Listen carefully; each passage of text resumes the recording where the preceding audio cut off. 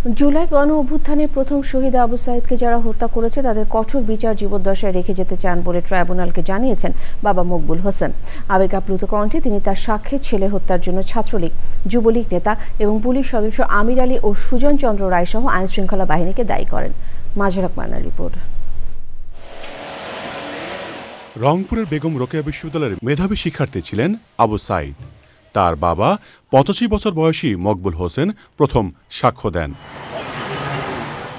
তিনি বলেন, গত বছরের 16 জুলাই বৈষম্যবিরোধী ছাত্র আন্দোলন চলাকালীন পুলিশের গুলিতে তার ছেলে মারা যাওয়ার পর যখন জানতে পারেন, তখন তার মনে হয়েছে মাথায় যেন আকাশ ভেঙে পড়েছে।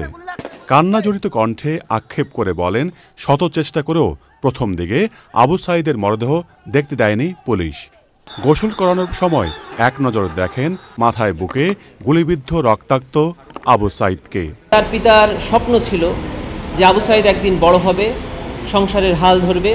সেই স্বপ্ন উনি দেখেছিলেন এবং একদিন চাকরি করে সংসারের দায়িত্ব বহন করবে। কিন্তু আসামিরা নির্মমভাবে তার ছেলেকে হত্যা করে তার এই স্বপ্ন ভঙ্গ করেছেন, স্বপ্ন উনি পূরণ করতে পারেননি।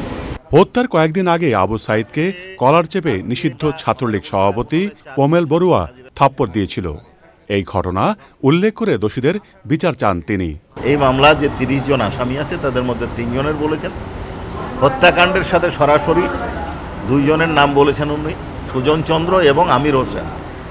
আর পমেল বড়ুয়া তার ছেলেকে চড় থাপ্পড় মেরেছে, গলা টিপে ধরেছে, এটা বলেছেন। এবং এই ঘটনার সাথে যারা জড়িত সকলেরই বিচার চেয়েছেন এবং বিচারটা উনি চাচ্ছেন যে ওনার জীবদ্দশাতেই যেন সম্পন্ন হয়। পরে সাক্ষীকে জেরা করেন আসামিপক্ষ।